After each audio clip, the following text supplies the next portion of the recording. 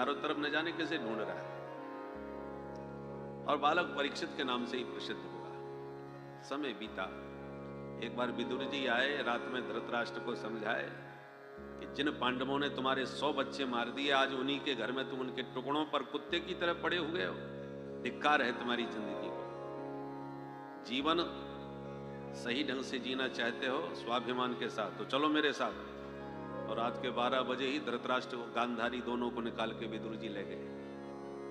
प्रातः काल पांडव प्रणाम करने पहुंचे तो उनका पता ही नहीं, खोजने पर भी पता नहीं चला। तो पांडवों को गिलानी हुई, हमसे कोई अपराध हुआ है इसलिए ताऊ जी हमको बिना बताए चुपचाप चले गए। नारदादि ऋषियों ने समझाया, परेशान मत होइए, वो विदुर जैसे संत के साथ में गए हैं, हम उनकी सदगति हो जाएगी। शरीर त्यागने का समय जब हो तो हो सके घर परिवार से दूर ही रहे, क्योंकि मरते समय परिवारीजन जब चारों तरफ होते हैं तो उन्हीं की याद करते करते, उन्हीं का चेहरा देखते देखते शरीर छूटता है, तो फिर उन्हीं के वंश में पैदा होकर आना पड़ता है। इसलिए एकांत में शरीर छूटे जहां तुम्हारे भगवान के अलावा दूसरा कोई है ही नहीं, केवल भगवान के भरोसे।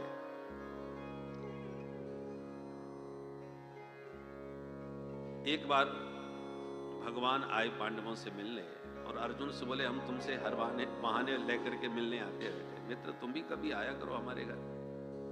तो युधिष्ठिर जी से आज्ञा लेकर के अर्जुन चले गए द्वारका। और द्वारका गए, अर्जुन को 7 महीने बीत गए, लौट के ही नहीं आए। तो एक दिन भीमसेन से युधिष्ठिर जी बोले, गता सप्ताधुना मासा भीमसेन तवानुज नायाति कस्य हेतुर नाहं वेदेदमंजसा। भीम भैया, हमारे अर्जुन को गए 7 महीने बीत गए, अभी तक नहीं लौटा। मुझे आजकल अपशकुन बहुत हो रहे हैं। मैं मंदिरों में ठाकुर जी का दर्शन करने जाता हूं तो ठाकुर जी की प्रतिमाएं रोती हुई सी उदास दिखाई पड़ती है। आकाश में कुछ छल तारा उदित हो गया है। गाय को मैंने अपनी बछिया का ही दूध पीते हुए रास्ते में देखा है। ये भावी घोर अनिष्ट का संकेत देते हैं। चिंता कर ही रहे थे, इतने में अर्जुन आ गए। पर अर्जुन की हालत देख करके और घबरा गए। एकदम तेजहीन मुख, हजारों प्रश्न कर दिए। अर्जुन, ये तुम्हारी हालत किसने कर दी? कौन सा तुमने पाप किया है जिसके कारण तुम्हारी कांति नष्ट हो गई?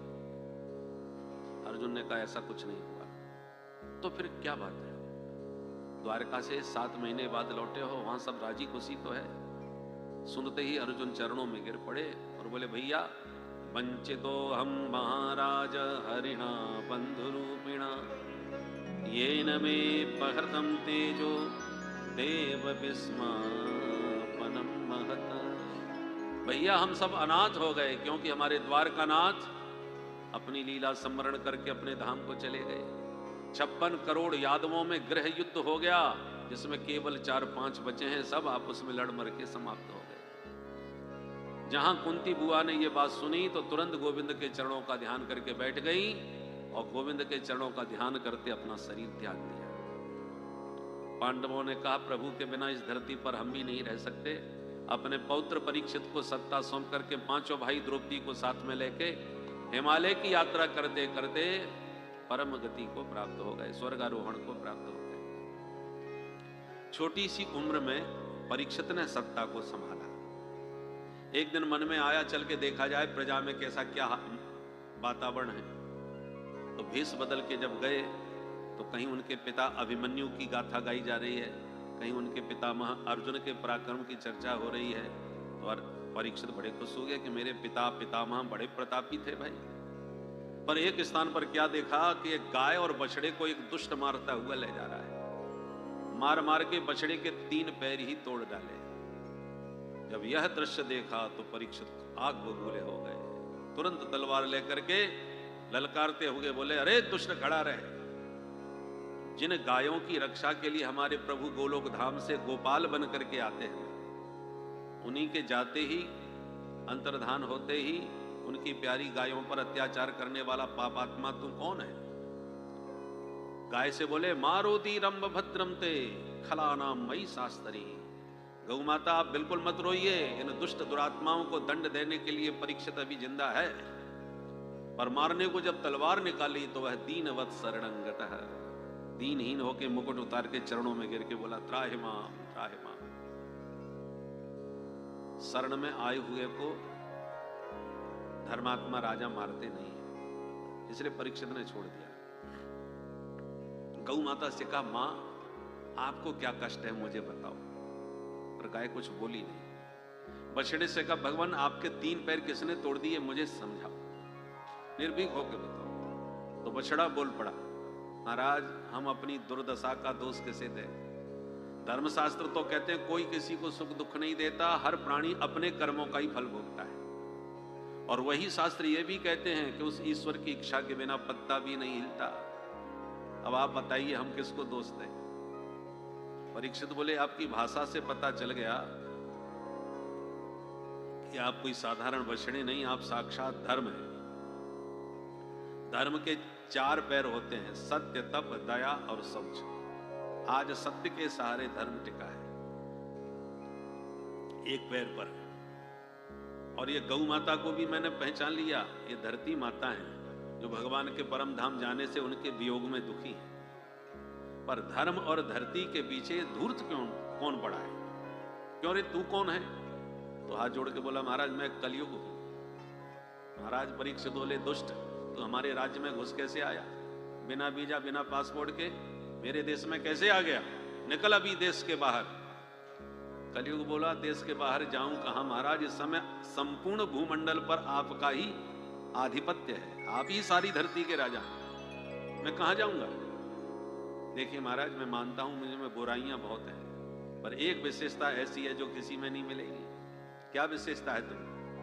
बोले यत् फलम नास्ति तपसा न योगेन समाधिना तत्फलम लभते सम्यक् कलौ केशव कीर्तना। अन्य युगों में जो तपस्या करके यज्ञ करके दान दे के फल मिलता है, वो मैं कलयुग केवल हरिनाम संकीर्तन मात्र से जीवों को वही फल प्रदान करा देता हूं। कलयुग केवल हरि गुण गाहा, कलयुग केवल हरि गुण गाहा, कलयुग केवल हरि गुण गाहा, कलयुग केवल हरि गुण गाहा, गावहि नर पावहि भव थाहा, गावहि नर पावहि भव थाहा, गावहि नर पावहि भव थाहा, गावहि नर पावहि भव थाहा, गावहि नर पावहि भव थाहा, गावहि नर पावहि भव थाहा, कलयुग केवल हरि गुण गाहा, कलयुग केवल हरि गुण, केवल हरि गुण, केवल हरि गुण गाहा। केवल हरि नाम संकीर्तन से ही कलयुग में जीवों को वह परम गति प्राप्त हो जाती है जो अन्य युगों में कठोर तपस्या करके यज्ञ करके मिलती थी। परीक्षित इस गुण पर रीझ गए, गुण बड़ा प्यारा लगा भाई, इसलिए हम तुम्हें 1-2 नहीं 4-4 स्थान देते हैं, प्रेम से रहो। कहां कहां? द्यूतम पानम स्त्रिय सूना, पहला स्थान जहां जुआ खेला जाए वहां रहो। दूसरा स्थान जहां मदिरा पान किया जाए, जहां शराब पी जाए। तीसरा जहां व्यभिचार हो, परस्त्री लंपट पुरुष रहते हो वहां रहो। और चौथा जहां मुर्गा बकरा काटा जाता हो, मांसाहार किया जाता हो, उनके घरों में रहो। ये 4 स्थान कलयुग के केंद्र हैं। कली शब्द का अर्थ होता है कलह, कलह माने झगड़ा। तो ये 4 स्थान कलयुग के केंद्र हैं। अपने घर परिवार को कलह से मुक्त रखना चाहो, घर में यदि सुख शांति चाहो, तो इन 4 चीजों से हमेशा बच के रहो, दूर रहो। नहीं तो एक भी चीज आपके घर में आई तो कलह साथ में लेके ही आई। महाराज परीक्षित ने कहा ये 4 स्थान दिए। कलियुग को बोला कम से कम एक गुण मेरा अच्छा है, तो एक तो ठीक से अच्छा सा कोई स्थान दीजिए, सब आपने गड़बड़ गड़बड़ कर दिए। अच्छा बोलो क्या चाहते हो? बोले केवल स्वर्ण में निवास और मिल जाए। बोले चलो दिया। स्वर्ण का मतलब यहां संपदा से है। किस संपदा से? बेईमानी से, धोखेबाजी से, लूट करके जो धन कमाया जाता है उसमें कलियुग का निवास है। क्योंकि स्वर्ण में तो साक्षात भगवान कृष्ण का निवास है, उसमें तो कलियुग घुस नहीं सकता। महाराज परीक्षित ये 5 स्थान दे करके चले गए और एक दिन स्वर्ण मंडित मुकुट पहन करके शिकार खेलने निकल पड़े और शिकार खेलते खेलते रास्ता भटक गए। शाम को समीक मुनि के आश्रम में पहुंच गए। वहां महात्मा समाधि में बैठे थे। राजा ने बहुत आवाज लगाई, महाराज जी, और महात्मा तो समाधि में, नहीं सुने। जब झांक करके देखा तो राजा को लगा ये बाबा आवाज तो सुन रहे हैं पर मेरे स्वागत से बचने के लिए समाधि का नाटक कर रहे हैं, इनकी परीक्षा लेता हूं। मरा हुआ सांप दिखाई पड़ गया, सो धनुष से उठा के बाबा के गले में लपेट दिया। और समाधि सच्ची थी, महात्मा को कोई फर्क नहीं पड़ा। और एक बालक ने यह दृश्य देख लिया और उसने समीक महाराज के बेटे को पूरा समाचार सुना दिया। सुनते ही क्रोध में भर गया बालक ऋषि श्रृंगी। उसने क्रोध में शाप दे दिया परीक्षित को। इति लंघित मर्यादं तक्षक सप्तमे हनि दंशति स्म कुलांगारम नोदितो में तदद्रोहम्। अरे कुलांगार परीक्षित, तूने मेरे पिता का सर्प से अपमान किया है, तो मैं शाप देता हूं आज से ठीक 7वें दिन परीक्षित तुझे तक्षक नांग डसेगा। बाघ वज्रम विससर्ज। ब्राह्मण बालक ने वाणी का वज्र शाप के रूप में छोड़ दिया और पिता के सामने आके जोर से रोया तो महात्मा की समाधि खुल गई। गले का सांप उतार के फेंक दिया। पूछा क्या बात हो गई? तो पूरी घटना सुना दी। जो पता चला कि मेरे बेटे ने शाप दे दिया सम्राट को तो बड़े दुखी हो गए महात्मा। अरे बेटा बड़ा भारी अनर्थ कर दिया। अब इस देश को परीक्षित जैसा धर्मात्मा राजा कभी नहीं मिलने वाला। तुरंत एक शिष्य को भेज करके परीक्षित को सारी घटना से अवगत कराया। परीक्षित को जैसे ही पता चला कि मेरा मरना 7वें दिन पक्का, तो सब कुछ त्याग करके गंगा के किनारे भोजन पानी छोड़ के बैठ गए। हजारों ऋषि परीक्षित के पास आए। भृगु, वशिष्ठ, चवन, गौतम, मेधातिथि, देवल, देवराज, परशुराम, नारद जी आदि सब आए। परीक्षित ने सभी का स्वागत अभिनंदन किया और कहा महाराज मुझे शाप नहीं, मुझे तो वरदान मिला है। जो गंगा के किनारे आप जैसे संतों के सानिध्य में ये शरीर छूटेगा 7वें दिन। बस इतना बता दीजिए कि हम जैसे मरने वाले मनुष्यों को क्या करना चाहिए। परीक्षित ने यह प्रश्न पूछा ही था कि उसी वक्त साक्षात व्यासनंदन भगवान सुखदेव जी प्रकट हो गए। बोल सुखदेव भगवान की जय। तत्राभवत् भगवान व्यास पुत्र, तत्राभवत् भगवान व्यास पुत्र, तत्राभवत् भगवान व्यास पुत्र, तत्राभवत् भगवान व्यास पुत्र। यद्रक्षयागा मठमानो नपेक्ष, यद्रक्षयागा मठमानो नपेक्ष। अलक्षरिक्तो निज लाभ तुष्टो, अलक्षरिक्तो निज लाभ तुष्टो। व्रतश्च बालैरवधूत वेश,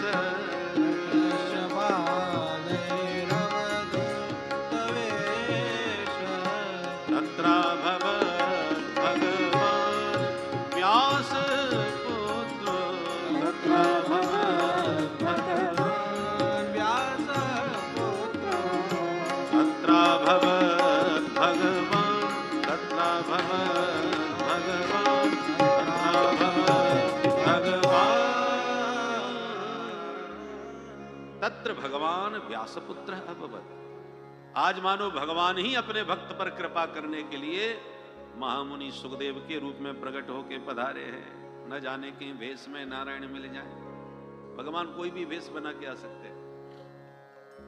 16 वर्षीय सुखदेव जी परम अवधूत दिगंबरम भक्त विकीर्ण केशव। उनको देखते ही सभी संत उठ करके खड़े हो गए।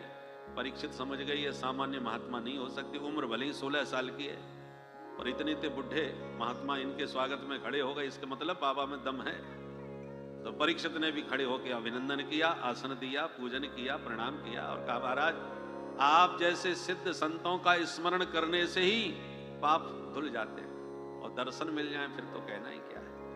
आप योगियों के परम गुरु हैं, कृपा करके बताएं जिनकी मृत्यु अति निकट हो ऐसे मरण धर्मा मनुष्यों को क्या करना चाहिए, क्या करे क्या ना करे, किसका ध्यान करे, किसका कीर्तन करे, आप विस्तार से मुझे समझाएं। सुखदेव जी बड़े खुश हो गए। परीक्षित तुम्हारे प्रश्न बहुत ही सुंदर है, क्योंकि तुमने अपने लिए नहीं जगत के जीवों के लिए पूछा है। मरना तो सबको है और सबको 7 दिन में ही मरना है। रविवार से शनिवार तक 7 ही दिन है। जो भी जाएगा वो इन्हीं दिनों में 7 दिनों में ही जाएगा।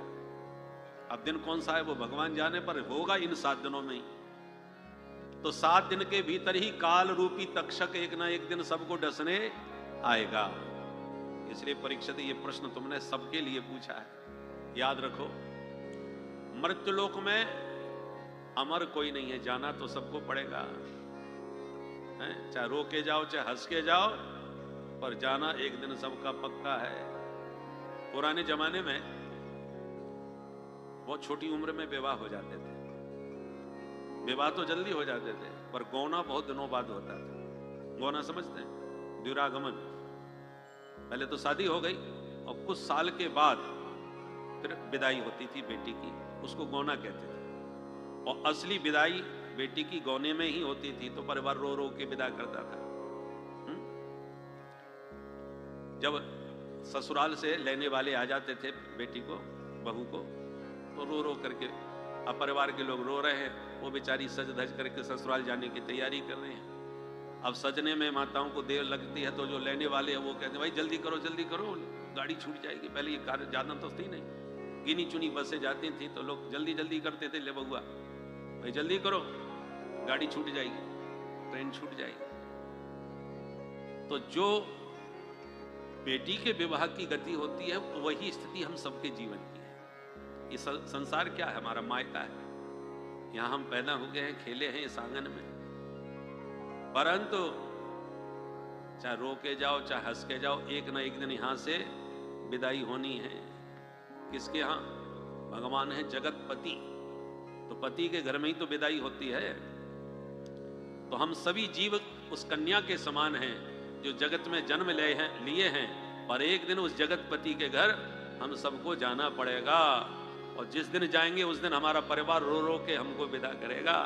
और 4 कंधों पर, पहले 4 कंधों पे ही डोली में बैठ करके बहू जाती थी, तो हम भी उसी प्रकार से एक दिन 4 कंधों की अर्थी पर बैठ करके जगत से विदा होंगे। इसके ऊपर बहुत सुंदर एक गीत है, उसके शब्दों पर ध्यान दीजिए। बुंदेलखंड के थोड़े शब्द हैं, बुंदेली। हमारे पूज्य शंकराचार्य जी महाराज, श्री स्वामी स्वरूपानंद जी महाराज, द्वारका पीठ और बद्री पीठ के जो 2 पीठों के शंकराचार्य थे, उनके द्वारा हमने ये गीत सुना, उन्होंने ही हमको लिखवाया था। तो बहुत प्यारा गीत है, शब्द इसके बड़े सुंदर हैं। आइए मिलके मेरे साथ आप भी गाइए। अरे बुरो लगे चाहे नोनो जी, नोनो समझते हैं? अच्छा, नोनो माने अच्छा, तो अच्छा लगे चाहे बुरा लगे, विदाई तो एक दिन होनी है। अरे बुरो लगे चाहे नोनो जी, एक दिन गोनो होनो जी। बुरो लगे चाहे नोनो जी, एक दिन गोनो होनो जी। बुरो लगे चाहे नोनो जी, एक दिन गोनो होनो जी। बुरो लगे चाहे नोनो जी, एक दिन गोनो होनो जी। अरे एक दिन गोनो होनो जी, एक दिन गोनो होनो जी। अरे एक दिन कोनो होनो जी, एक दिन कोनो होनो जी। आयल बउआ लौटत नैया, आयल बउआ लौटत नैया, आयल बउआ लौटत नैया, आयल बउआ लौटत नैया, लौटत नैया ये लौटत नैया, लौटत नैया ये लौटत नैया। अरे चाहे तौल दो सोनो जी, सोनो जी, एक दिन कोनो होनो जी, चाहे तौल दो सोनो जी, एक दिन कोनो होनो जी। न डोल लगे चाहे नोनो जी, एक दिन कोनो होनो जी, लड्डो लगे चाहे नोनो जी, एक दिन कोनो होनो जी। अरे एक दिन कोनो होनो जी, अरे एक दिन कोनो होनो जी। भीतर गोरी मांग संभारे, भीतर गोरी मांग सवारे, भीतर गोरी मांग संभारे, भीतर गोरी मांग सवारे, मांग संभारे गोरी मांग संभारे, मांग सवारे गोरी मांग सवारे। और बाहर हो रहो रोनो जी, रोनो जी, एक दिन कोनो होनो जी, बाहर हो रोनो जी, एक दिन कोनो होनो जी। बुरो लगे चाहे नोनो जी, एक दिन कोनो होनो जी। अरे बुरा लगे चाहे नोनो जी, एक दिन कोनो। श्री राधे।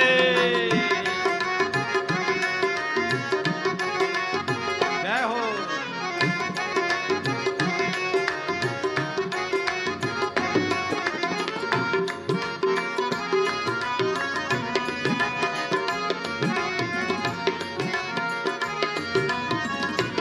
जय हो।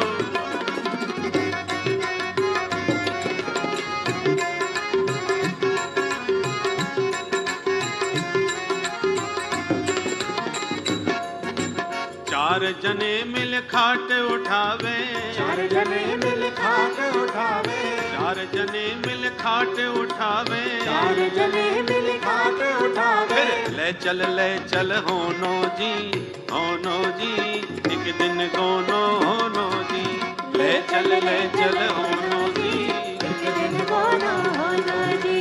बुरो लगे चाहे नोनो जी, एक दिन कोनो होनो जी, बुरा लगे चाहे कोनो जी, एक दिन कोनो होनो जी। अरे एक दिन कोनो होनो जी, एक दिन कोनो होनो जी। अरे चाहे तौल दो सोनो जी, चाहे तौल दे सोनो जी। अरे ले चल होनो जी, ले चल होनो जी। चाहे बुरो लगे चाहे नोनो जी, बुरा लगे चाहे नोनो। बोल बंसी वारे की जय। तो अच्छा लगे चाहे बुरा लगे, चाहे रोके जाओ चाहे हंस के जाओ, पर एक ना एक दिन इस मायके से विदाई तो सबकी होनी पक्की है। यहाँ पर कोई परमानेंट नहीं रहता। हिरण्यकश्यपु रावण जैसे दिग्गज लोगों ने खूब कब्जा करने की कोशिश करी पर नहीं रह पाए, उनको भी जाना ही पड़ा। इसलिए परीक्षित तुम्हारा प्रश्न सार्वभौम है, क्रतो लोक हितम नृप।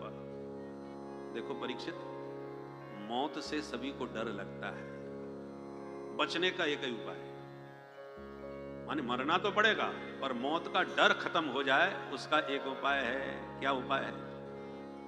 तस्मात् भारत सर्वात्मा भगवान ईश्वरो हरि, श्रोतव्यः कीर्तितव्यश्च स्मर्तव्यः चेच्छता भयम्। हे परीक्षित, मौत के मालिक हैं माधव, मुरलीधर घनश्याम। मृत्यु इनकी दासी है, सेविका है, इनके इशारों पर चलती है। भगवान भागवत में कहते हैं मृत्युश्चरति मद भयात्, मौत मेरे भय से चलती है और मौत से हमको डर लगता है। तो जिससे डर लगता है उसके मालिक से जरा जान पहचान अपनी बना लो, वो अपने आप ही तुमसे डर के दूर हो जाएगा। बोलो राधे राधे। किसी के कुत्ते से आपको डर लगता है तो कुत्ते का जो मालिक है उससे जरा जान पहचान कर दो, वो एक फटकार में अपने कुत्ते को तुरंत शांत कर देगा। मालिक के इशारे पर चलता है कुत्ता, तो काटेगा उसी को जो मालिक से अपरिचित होगा। इसलिए मालिक माधव हैं मुरलीधर माधव से अपना संबंध बना लो, ये मौत अपने आप तुमसे डर के भागेगी, तुम्हें मौत से डरने की जरूरत नहीं पड़ेगी। ध्रुव जी महाराज मृत्यु के सिर पर पैर रख करके गए थे भगवान के धाम को। मौत गिड़गिड़ा रही थी हाथ जोड़ करके कि प्रभु हमें स्वीकार कर लो। निवेदन करना पड़ा, भागवत में लिखा है। इसलिए भक्त मृत्यु से नहीं डरते, क्योंकि उनका मृत्यु के मालिक से नाता होता है। तो नाता जुड़े कैसे, ये तो बताओ। संबंध बड़े लोगों से तो सभी जुड़ना चाहते हैं, पर हर व्यक्ति जुड़ नहीं सकता, उसका कोई तरीका होना चाहिए। सुखदेव जी कहते हैं सबसे पहले तो श्रोतव्य, उनसे जुड़ने का पहला तरीका है पहले उनके बारे में सुनो। जिससे भी आप जुड़ना चाहते हो उसके बारे में पूरी जानकारी तुम्हें होनी चाहिए। उनका स्वभाव कैसा है, उनका प्रभाव कैसा है, वो क्या पसंद करते हैं, क्या नापसंद करते हैं। आपके यहाँ कोई मेहमान आता है तो आप सबसे पहले पूछते हैं क्या चलेगा, ठंडा गरम, जो उसको पसंद हो वो खिलाओ, वो खुश होगा। अपनी रुचि से नहीं खिलाया जाता है, स्वागत उसकी रुचि से होना चाहिए, वो क्या पसंद करता है। तुमने तमाम मिठाइयाँ 56 प्रकार की रख दी सामने के लीजिए, और उसने हाथ जोड़ लिया, हमको डायबिटीज है भैया, हम चाक भी नहीं सकते। तुम्हारी मेहनत गई और उसका स्वाद गया। तो अगले को क्या पसंद है, तो भगवान से भी तो कभी पूछा करो। भगवान से जुड़ना चाहते हो तो पहले उनके मन को समझो, वो क्या पसंद करते हैं। भगवान ने अपनी पसंद बता दी, पसंद भी बताई और नापसंद भी बताई, हमको क्या पसंद है और क्या पसंद नहीं है। निर्मल मन जन सो मोहि पावा, निर्मल मन जन सो मोहि पावा, मोहि कपट छल छेद्र न भावा, मोहि कपट छल छेद्र न भावा, निर्मल मन जन सो मोहि पावा, निर्मल मन जन सो मोहि पावा, निर्मल मन जन सो मोहि पावा। पसंद और नापसंद दोनों है। मुझे निर्मल मन वाले बहुत पसंद हैं। और पसंद क्या नहीं है, बोले छल कपट न भावा, ये हमको बिल्कुल पसंद नहीं है। अब आप अपने मन को टटोल के देख लो, क्या आप भगवान को जो पसंद है वो आपके पास है। निर्मल मन चाहिए, वो हमारे पास नहीं है। हमारे भीतर तो छल कपट भरा हुआ है, जो उनको बिल्कुल पसंद नहीं है। तो जो पसंद नहीं है वो तो हमारे पास है, और जो पसंद है वही नहीं है, तो भगवान कैसे प्रसन्न होंगे फिर। इसलिए पहले श्रोतव्य, ये श्रावण के मास में भगवान की महिमा को, कथा को, उनके स्वभाव को सुनो। सुनने से क्या होगा, बोले उनकी जानकारी मिलेगी तुम्हें, और जानने के बाद कीर्तितव्य, फिर उनके गुणानुवाद तुम भी दूसरों को सुनाओ। देखो व्यक्ति जिसका दीवाना होता है हर बात पे उसी की चर्चा करता है, ये स्वभाव होता है। आप प्रभु के दीवाने बन जाओगे तो हर बात में, हर विषय पर उन्हीं की चर्चा करोगे। कीर्तितव्य, ये दूसरा काम है। और चौथा काम, बोले सुनने सुनाने वाला जब कोई कहीं ना नजर आवे, अकेले में हो, तो स्मरतव्य, तो केवल उनका स्मरण करो, उनका ध्यान करो। ध्यान कैसे किया जाता है, बोले ध्यान करने से पहले 4 बातों का अभ्यास होना चाहिए। जितासनो जितश्वासो जित संगो जितेंद्रिय, ये 4 बातें। पहले आसन सिद्ध करो, फिर पूरक कुंभक रेचक विधि से प्राणायाम के द्वारा श्वास पर संयम करो, उसके बाद संसार से असंग रहने का अभ्यास करो। असंग माने अनासक्त, किसी में आसक्ति ना हो। आ गया तो वेलकम, चला गया तो भीड़ कम। आपकी आसक्ति ना आने में ना जाने में। हम किसी के आने पर बहुत खुश हो रहे हैं, तो यदि किसी के आने पर आप खुश हो रहे हैं तो जाने पर आप उतने ही दुखी हो गए होंगे। और जिसके आने का कोई फर्क नहीं पड़ा, उसके जाने का भी कोई फर्क नहीं पड़ने वाला। यदि किसी के मरने का ही कष्ट होता तो कितने लोग रोज मर रहे हैं, अखबारों में पढ़ रहे हैं, टेलीविजन में सुन रहे हैं, कोई कष्ट नहीं होता हमको तो। मर गए, इतने मर गए, वहां उतने मर गए, बस चाय पीते जाते हैं, अखबार में पढ़ते जाते हैं, गपशप भी करते जाते हैं, अरे पता है एक्सीडेंट हो गया, इतने मर गए, 200 मरे हैं। दूसरा कहता है नहीं नहीं मरे तो 500 होंगे, कम लिखे। आराम से चर्चा होती है, मरने का कोई दर्द कहीं से भी अनुभव नहीं होता। और इतने में टेलीफोन की घंटी बजी, मोबाइल में संदेश आया कि भाई तुम्हारे बड़े भैया भी गए थे उसी ट्रेन में जिसका एक्सीडेंट हुआ है, उनके बारे में कुछ खबर मिली। बस वही हाहाकार मचना चालू हो गया। तो जब मेरा कोई खत्म होता है तभी कष्ट होता है, बाकी तो दुनिया मरे हमको कोई फर्क नहीं पड़ता। मैं और मोर तोर ते माया, माया के यही बंधन है, इसलिए अनासक्त रहो। मेरा यद है तो केवल मेरे प्रभु हैं, बाकी तो सब व्यवहार के आ रहे हैं जा रहे हैं। एक दिन हम सब लोगों को विदा कर रहे हैं, एक दिन हमको भी विदाई लोग कर देंगे। परमानेंट तो कोई नहीं है। इसको कहते हैं असंगता। नारियल 2 प्रकार के होते ना, पानी का और सूखा। सूखा नारियल बचता है, फोड़ दो तो गोला निकल के अलग हो जाता है, नारियल फूट गया गोला निकल गया। और जो पानी का कच्चा नारियल होता है उसे फोड़ो तो गोला संग में ही फूटता है, क्योंकि वो बिल्कुल चिपका हुआ है। तो दोनों गोले नारियल के भीतर हैं, पर एक भीतर ही भीतर अलग हो गया और एक भीतर होते हुए उसमें चिपका हुआ है। तो जो चिपका हुआ है वही फूटता है, और जो अनासक्त है वो नारियल के फूटने पर भी उस पर कोई प्रभाव नहीं पड़ता, वो निकल के बाहर अलग हो जाता है। उसी प्रकार जो संसार में साधु संत रहते हैं वो सूखे नारियल की तरह होते हैं, रहते संसार में ही हैं और व्यवहार भी सबसे करते हैं, पर अटैचमेंट किसी से नहीं। पर जिनका बहुत ज्यादा व्यवहार करते करते आसक्ति जिनमें, बेटा में, पत्नी में, परिवार में, तो उसके मरने पर वो भी टूट जाते हैं। भाई उनकी पत्नी चली गई तो उनके वियोग में बेचारे 2 महीने बाद वो भी चले गए, टूट गए बिल्कुल। इसका मतलब क्या है, हम संसार में जिससे भी मिलते हैं इतने चिपक जाते हैं कि उसके टूटने पर हम भी टूट जाते हैं, जबकि ये जानते हैं एक ना एक दिन सबको छूटना टूटना है, कोई पहले जाए कोई बाद में जाए। इसलिए अनासक्त संसार से रहकर आसक्ति करनी है तो गोविंद से करो, क्योंकि वो कभी छूटने वाले नहीं है। इसलिए मेरा यद कोई है केवल प्रभु हैं।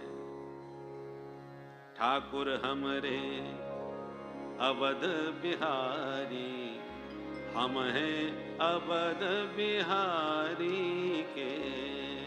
ठाकुर हमरे अवध बिहारी, हम हैं अवध बिहारी के। ठाकुर हमरे अवध बिहारी, हमरे अवध बिहारी के। साधु सेवा धर्म हमारा, साधु सेवा धर्म हमारा। कामन दुनिया दारी से हमें, कामना दुनिया दारी से। ठाकुर हमरे रमण बिहारी, हम हैं रमण बिहारी के। ठाकुर हमरे रमण बिहारी, हम हैं रमण बिहारी के। बुरा कहो या भला कहो हमें, बुरा कहो या भला कहो हमें, बुरा कहो या भला कहो हमें। बुरा कहो या भला कहो हम हो गए रमण बिहारी के, हम हो गए रमण बिहारी के। ठाकुर हमरे रमण बिहारी, हम हैं रमण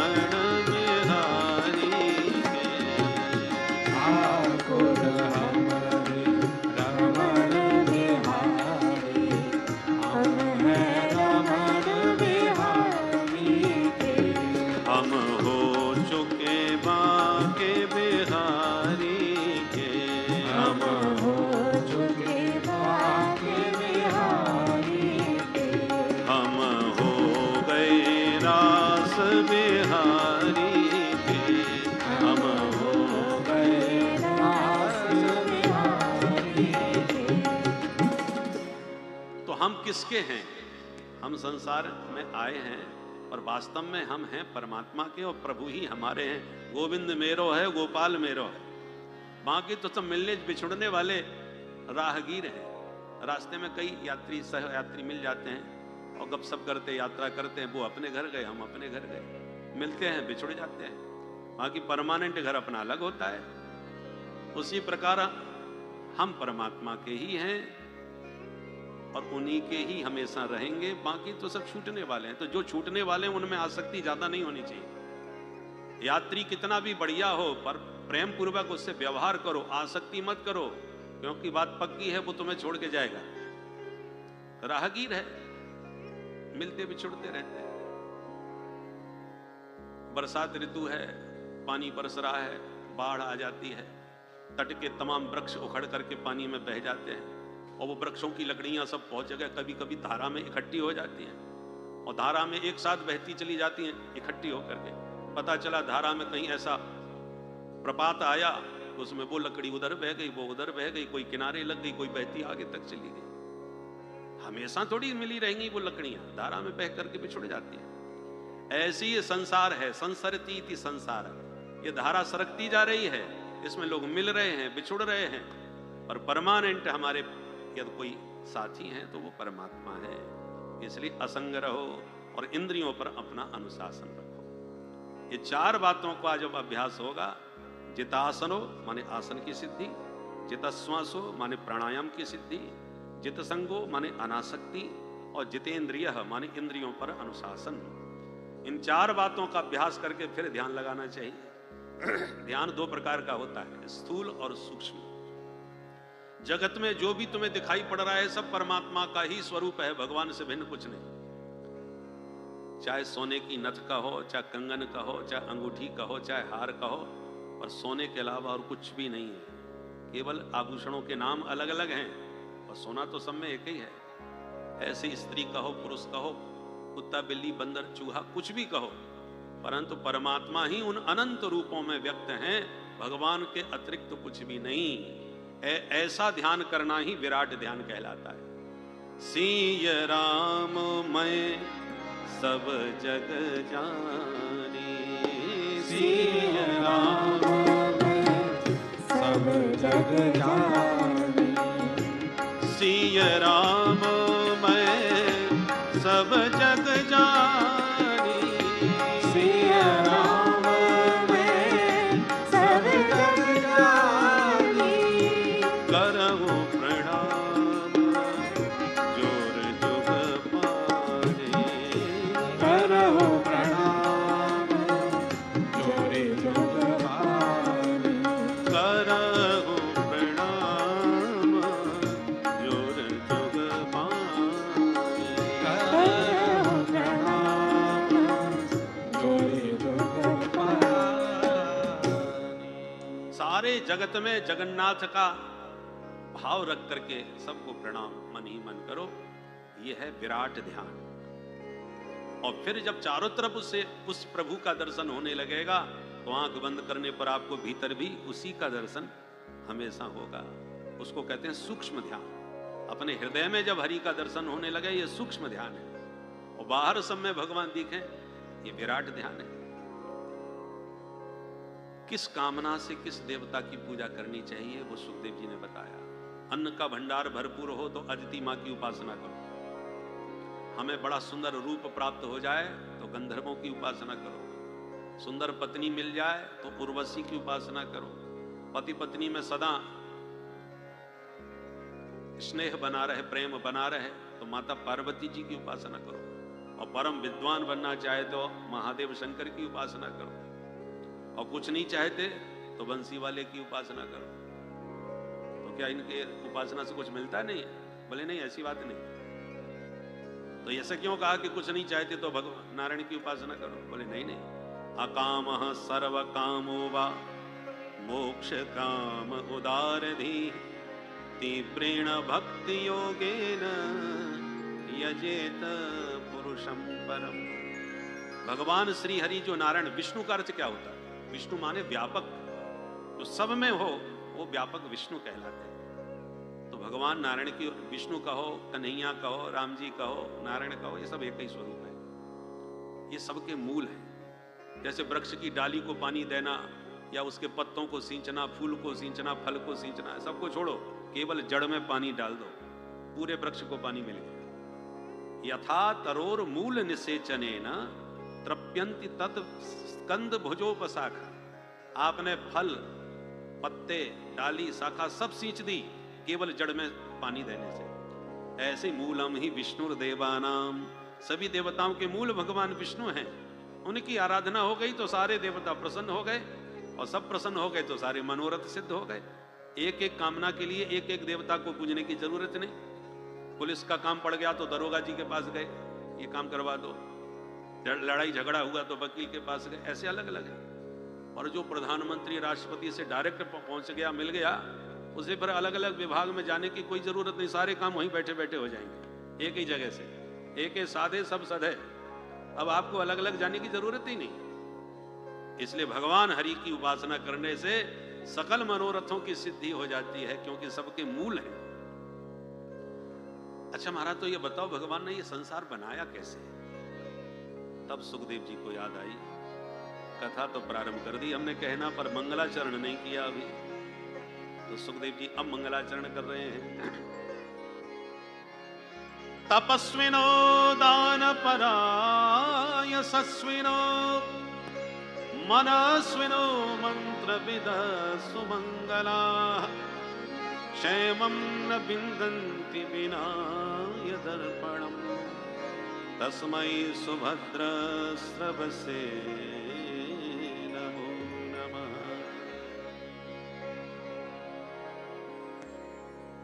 कोई कितना भी बड़ा तपस्वी हो, तेजस्वी हो, मनस्वी हो, मंत्रवेत्ता ऋषि हो, पर जब तक भगवान के चरणों में शरणागत नहीं होगा, समर्पित नहीं होगा, तब तक क्षेमम न विन्दन्ति, तब तक उसका कल्याण कभी नहीं हो सकता, चाहे जितने बड़े साधक बने रहो।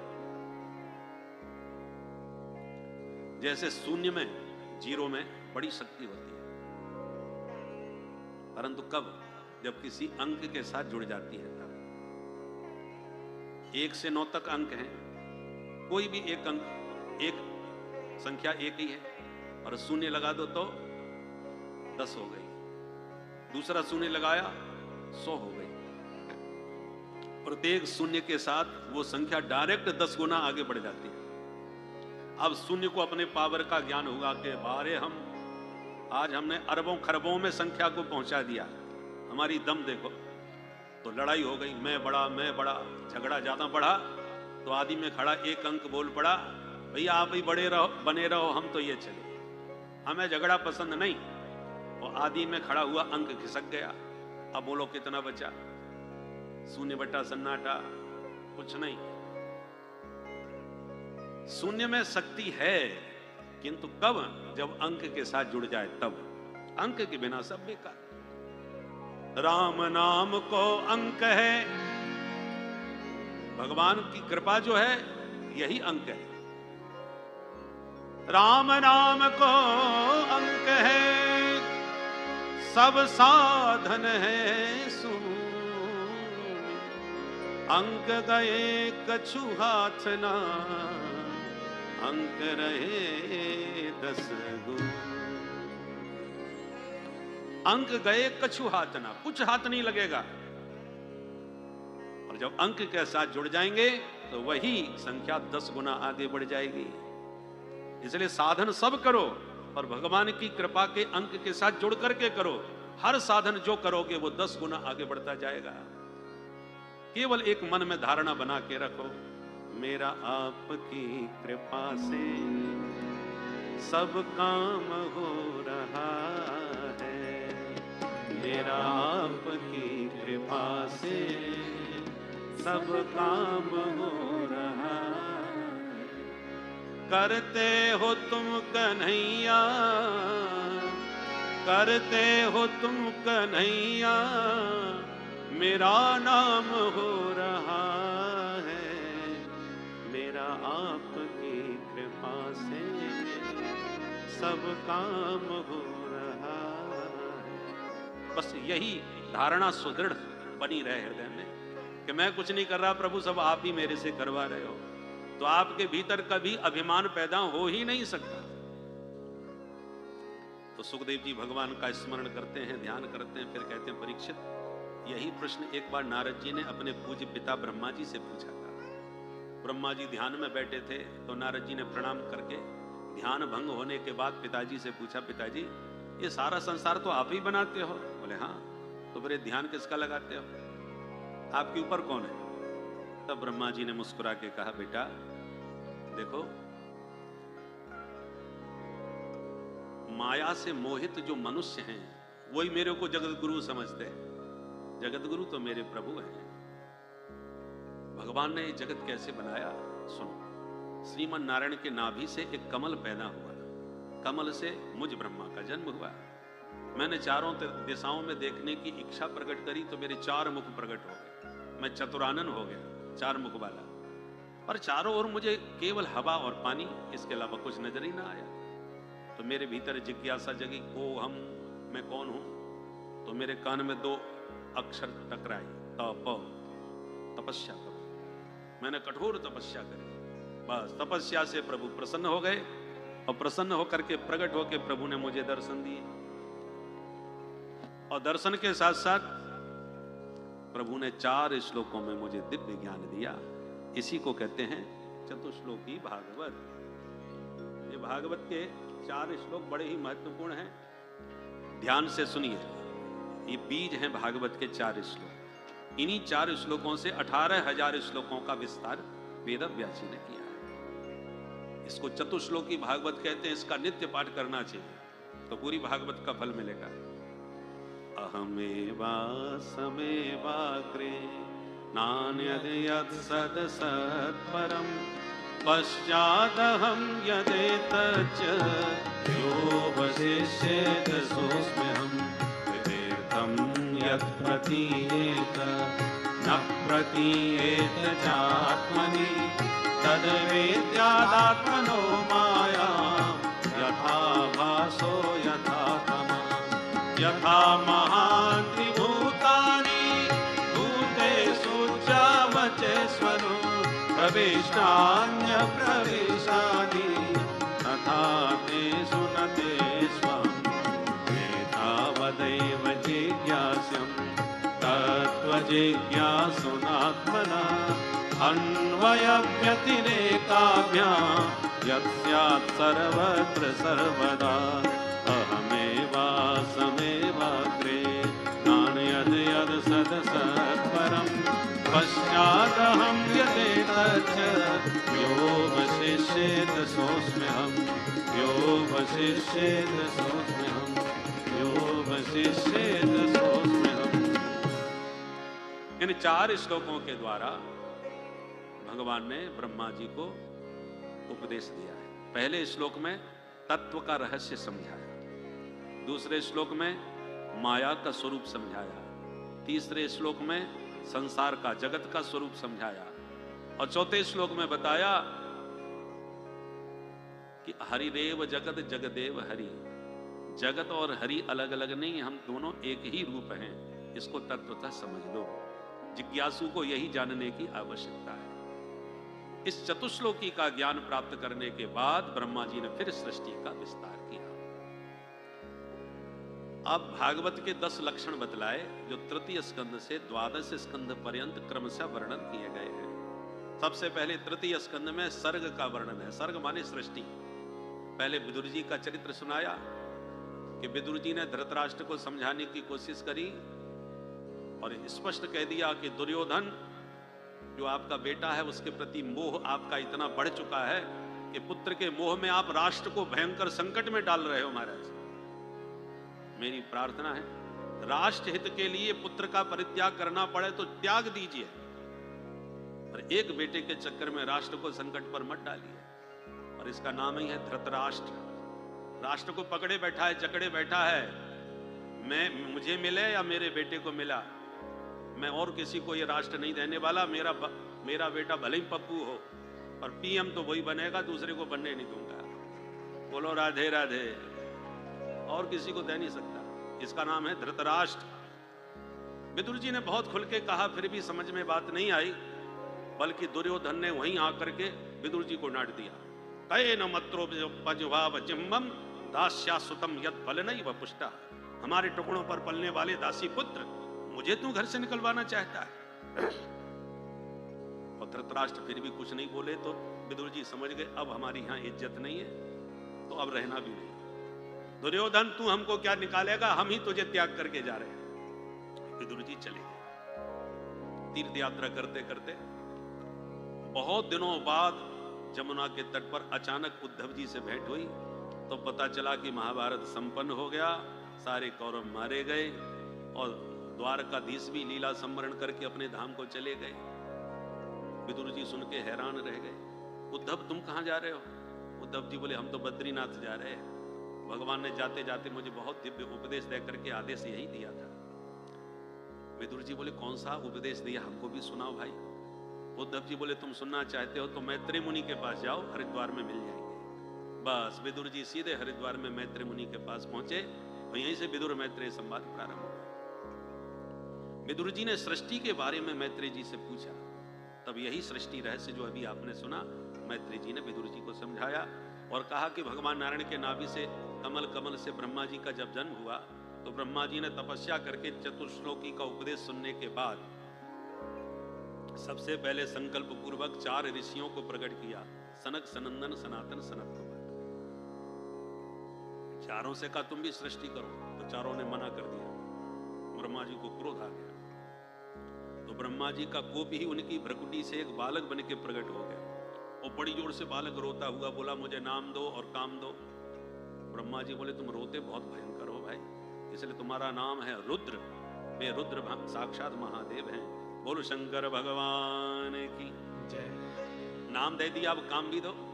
बोले इस समय काम सृष्टि के विस्तार का है, तुम करोगे? बोले बिल्कुल कर देंगे।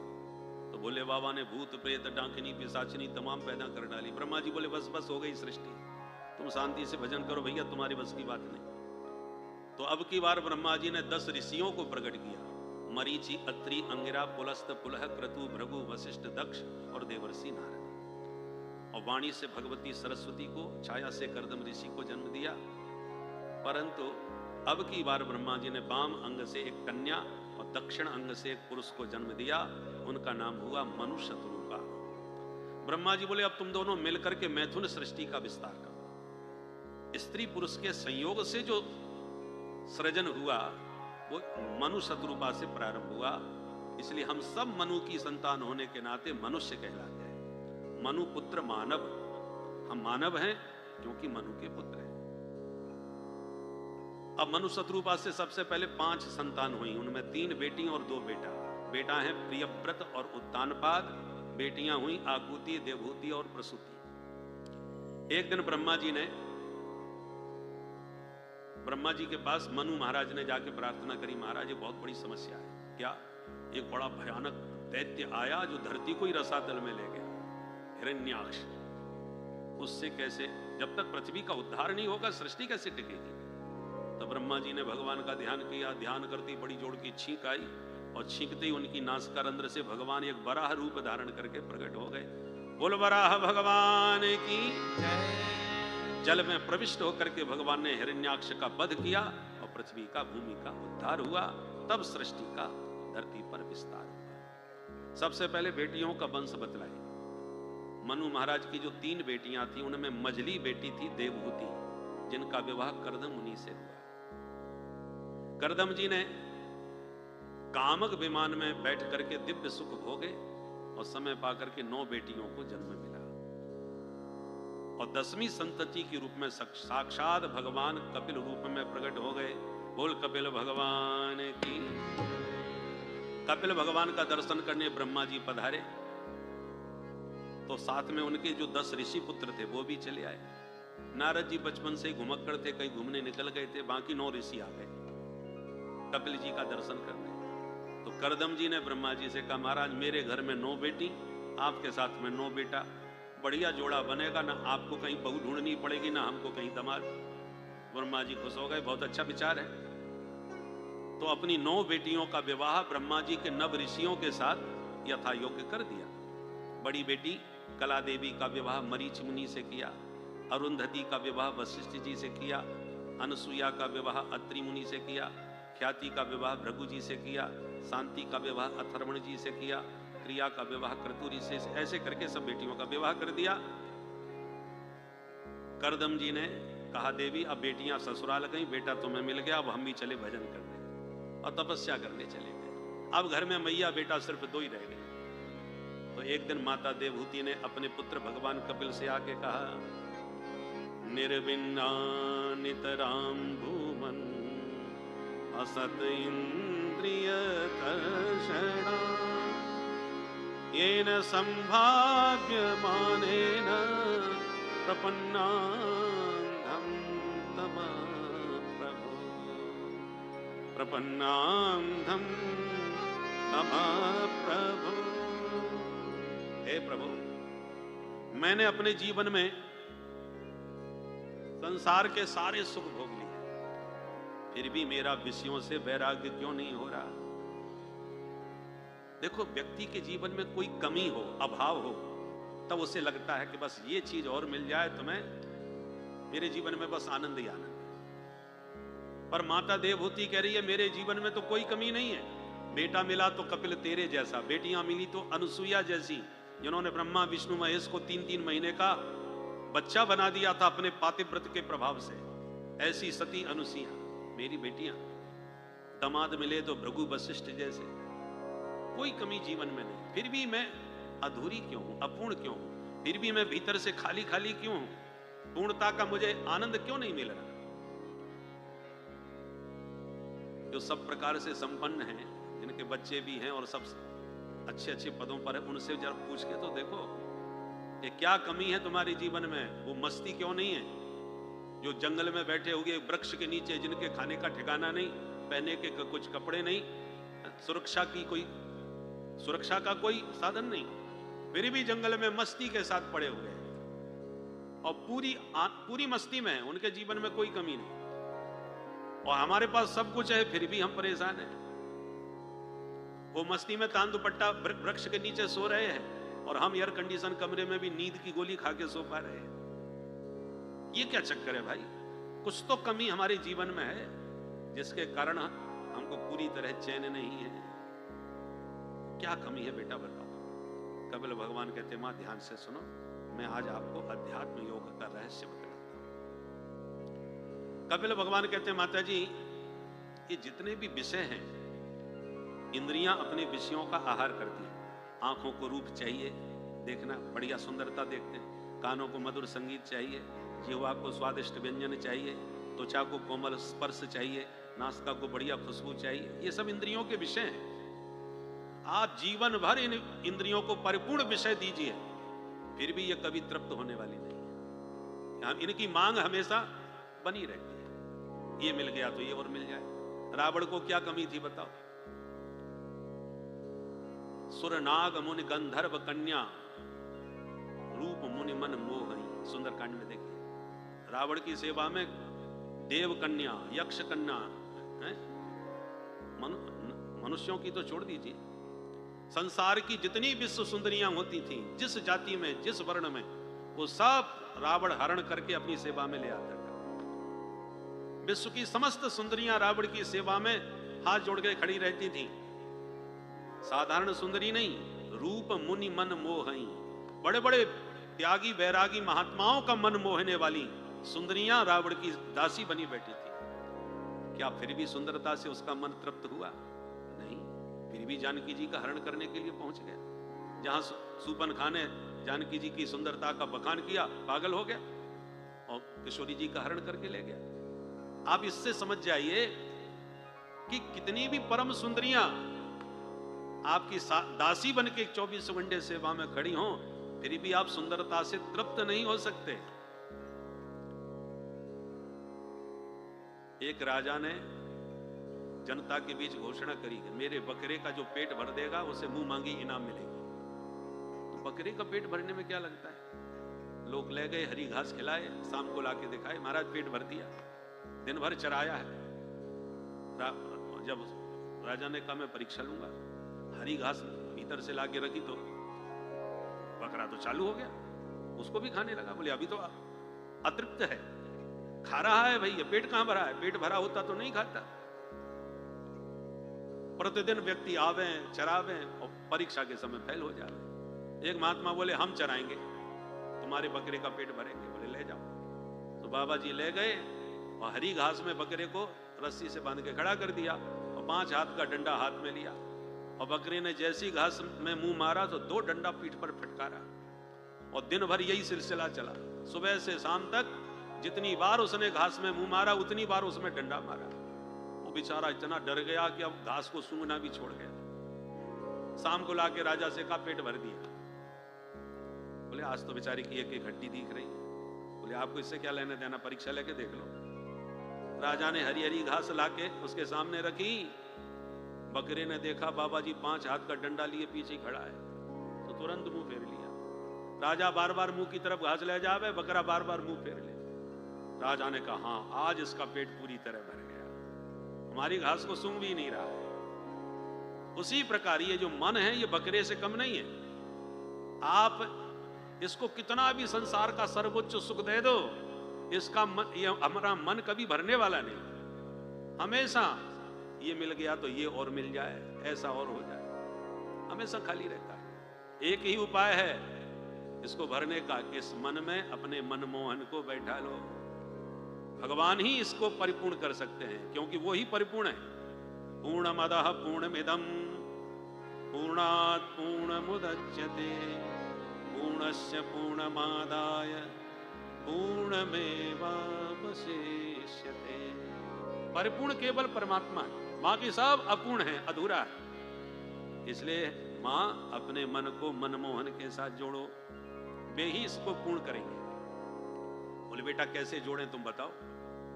बोले एक तरीका है, जिसका मन पूरी तरह जुड़ चुका हो उस महात्मा के साथ तुम भी जुड़ जाओ।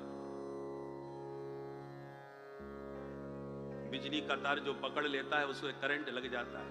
अब तुम तार मत पकड़ो, तार पकड़ने वाले कोई पकड़ लो तो तुम्हें भी उतना ही करंट लगेगा जो तार पकड़ने से लगता है। उसी प्रकार तुम डायरेक्ट भगवान को नहीं पकड़ पा रहे तो जो भगवान को पकड़े बैठे हैं उनको पकड़ो, तुम्हें भी कृपा का वही भरपूर करंट मिलेगा। बोले बेटा तो कैसे पता चले कि कौन पूरी तरह पकड़ प्राप्त कर चुका है? क्योंकि असली की अपेक्षा नकली लोग ज्यादा आकर्षक होते हैं। नकली हीरा ज्यादा चमकता है, नकली सोना भी खूब चमकता है, तो असली नकली का कैसे पता चले? डुप्लीकेट बाबा असली से ज्यादा आकर्षक होते हैं। जो रावण भी तो साधु बन के ही आया था, बड़ा सुंदर वेश बनाया था। कालनेम भी साधु बन के आया, हनुमान जी को ठग लिया। तो कैसे पता चले कि कौन असली कौन नकली? भगवान कपिल कहते हैं मां केवल बाहर की रूप सुंदरता से किसी को साधु मत समझ लेना। वेशभूषा तो कोई भी बना सकता है, लक्षणों से साधु को पहचानो। लक्षण क्या है? तितिक्षवः कारुणिकाः सुहृदः सर्वदेहिनां अजातशत्रवः शान्ताः साधवः साधुभूषणाः। तितिक्षु होते हैं। तितिक्षु माने द्वंद्वों को सहन करने वाला। उसका अपमान कर दो तो भी खुश, सम्मान कर दो तो भी खुश। जो अवधूत संत होते हैं उनको आप माला पहनाओ, आरती करो, चरण धुलाओ, कोई फर्क नहीं, अपनी मस्ती में। और तुम बाबा की बेइज्जती करके धक्का मार के भगा दो, जब बाबा फूट यहां से, चले यहां से, पागल कहीं का कहां से चला आया, तो भी उन्हें कोई फर्क नहीं पड़ रहा। दोनों स्थिति जिसके लिए समान। यदि आप सम्मान पा करके बहुत गदगद हो रहे हैं तो निश्चित रूप से अपमान मिलने पर आप मुरझा जाएंगे। और सम्मान पाकर के आपको चित्त पर इसका कोई प्रभाव नहीं पड़ रहा, कितना भी कोई आपका आदर सम्मान करे, प्रशंसा से कोई फर्क नहीं पड़ा, तो अपमान की बातों से भी आपको कोई फर्क नहीं पड़ेगा। तो पहले सम्मान पचाना भी सीखो, तभी अपमान भी पचा पाओगे। हम सम्मान में भूल जाते हैं तो अपमान में मुरझा जाते हैं। साधु दोनों में समान रहता है, इसलिए तितिक्षु कहलाता है। सुहृदः सर्वदेहिनां, समस्त शरीरधारियों में अपना प्रभु का दर्शन करता है, इसलिए वो कभी किसी से बैर विरोध नहीं करता। क्योंकि सबके भीतर अपने ठाकुर जी का दर्शन करेगा तो बैर किससे करेगा? दांतों से जीभ कट जाती है तो कोई व्यक्ति कहे कि भोजन क्यों नहीं कर रहे, बोले हमारी जीभ कट गई। किसने काटी? बोले दांतों ने। अब वो आपको भड़काने की कोशिश करे दांतों के विरुद्ध कि तुम्हारे दांत बड़े दुष्ट हैं भाई। एक प्यारी कोमल सी सुकुमारी जिह्वा और ये 32 संख्या में बहुसंख्यक घोर के उसके घेर करके खड़े हैं, और जहां मौका मिला नहीं कि उस बेचारी पर हमला किया नहीं। आप बोले भाई साहब आप बिल्कुल ठीक कह रहे हो, 5 बार पहले भी ऐसी कट चुकी है। अच्छा, इसका मतलब इस बेचारी पर बहुत दिनों से ही अत्याचार हो रहा है, उखाड़ के फेंक दो इन दांतों को। कितना भी जोशीला भाषण दिया जाए तो क्या दांतों पर क्रोध आ जाएगा? 50 बार भी जीभ कट गई हो दांतों से, तब भी किसी ने एक दांत भी कभी तोड़ा है? कोई नहीं तोड़ता, क्योंकि सबको विवेक है कि जीभ के कटने का दर्द तो भोग ही रहे हैं, दांत तोड़ेंगे तब भी दर्द हमको ही होना है, किसी दूसरे को दर्द थोड़ी होगा, क्योंकि दांत भी कितने दुष्ट सही हैं तो हमारे। तो जिह्वाम क्वचित संदसती तो ददविहि तद वेदनायाम कतमाय कुप्पे। तो जो ज्ञान हमें शरीर में है, यही ज्ञान साधु को पूरे संसार में हो जाता है कि कोई सज्जन है, कोई दुर्जन है, कोई पढ़े लिखे हैं, कोई अनपढ़ हैं, परंतु हैं तो सब भगवान के ही। सिया राम मैं सब जग जानी। जब सारा संसार मेरे प्रभु का स्वरूप है तो मैं बैर करूं तो किससे करूं? ये विवेक संतों के पास होता है, इसलिए वो कभी किसी का अहित नहीं सोच सकते। साधु से हो ये न कारज हानि, साधु कभी किसी को हानि नहीं पहुंचाता। ऐसे साधुओं को पहचानो, और फिर वे साधु मिलने बड़े दुर्लभ हैं, जल्दी मिलेंगे नहीं, खोजना पड़ेगा। जिन खोजा तिन पाई। खोज लोगे? अरे भाई, बेटी का हाथ जब किसी के हाथ में सौंपना होता है तो हम कितना खोजबीन करते हैं कि दामाद कैसा होना चाहिए, कितना पढ़ा लिखा है, कौन से खानदान का है, सब ढूंढ ढांड के तब बेटी का विवाह करके उसको हाथ सौंपते हैं। ऐसी सदगुरु को भी खोजो। आप अपने जीवन की बागडोर जिसको सौंप रहे हो उसके बारे में आपको जानकारी होनी चाहिए। ऐसा नहीं कि जहां कोई समझ में आया बस कान फुका लिया गुरु जी बन गए, ऐसे नहीं। गलियन गलियन गुरु फिरे हमसे दीक्षा ले, स्वर्ग जाओ चाहे नरक में, धोती रुपया दे। ऐसे गुरु बहुत घूम रहे हैं। तो ऐसे गुरुओं को चेला भी वैसे ही मिलते हैं। भलो भयो गुरु चल बस्यो, चेलन पड़ गई चैन, छठे महीना आम तो धोती रुपया लेन। तो लोभी गुरु लालची चेला, दोनों नरक में ठेलम ठेला। इसलिए जैसे बेटी के लिए आप दामाद ढूंढते हो, ऐसे ही अपने लिए भी किसी सच्चे सदगुरु की खोज करो। खोजने पर संत जरूर मिलेंगे। विभीषण जी भगवान से प्रार्थना करते थे, महाराज कहां निशाचरों के बीच में मुझे पैदा कर दिया, अब मुझे आपकी कृपा कैसे मिलेगी? कल्पना भी नहीं कर सकते थे राक्षसों के बीच में लंका में कोई साधु मुझे दर्शन देगा। पर पवन पुत्र हनुमंत लाल जी ब्रह्म मुहूर्त में ही विभीषण जी को दर्शन देने उनके घर में ही पहुंच गए, और पवन पुत्र के अनुग्रह से विभीषण को तब राम जी की प्राप्ति हुई। तुम्हारो मंत्र विभीषण माना, लंकेश्वर भय सब जग जाना। हनुमंत लाल जी ने मंत्र दिया विभीषण को, तब विभीषण जी को राम जी मिले। तो विभीषण जी कहीं हनुमान जी को खोजने नहीं गए थे, ना राम जी को खोजने गए थे। राम जी ने कृपा पूर्वक अपने भक्त को भेज दिया मार्गदर्शन कराने के लिए। उसी प्रकार आप सच्चे साधक बन करके भगवान से प्रार्थना करो। यदि कोई गुरु समझ में नहीं आता, हर साधु संत में आपको दोष दिखाई पड़ता है, तो प्रभु से प्रार्थना करो, प्रभु आप ही किसी अच्छे संत को हमारे पास भेज दो। हम तो ढूंढ नहीं पाएंगे, हमको पहचान नहीं है, हमको कुछ ज्ञान ही नहीं है, कैसे ढूंढेंगे कि कौन सच्चा है, कौन नकली है, कौन असली है। और जब तक कोई असली साधु नहीं मिलता, सच्चा सदगुरु नहीं मिलता, तब तक हनुमंत लाल जी को ही अपना गुरु मान के चलो। जय जय जय हनुमान गुसाई, कृपा करहो गुरुदेव की नाई। हनुमान जी से प्रार्थना करो, आप ही गुरुदेव बन के हम पर कृपा करो, और यदि कोई अच्छा गुरु मिले तो हमारे पास भेज दो। पर बिना गुरु के कल्याण नहीं हो सकता, ये पक्की बात है।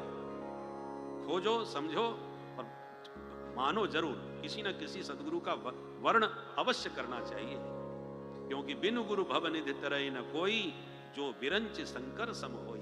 कितने भी आप विद्वान हो, सदगुरु के बिना कल्याण नहीं हो सकता।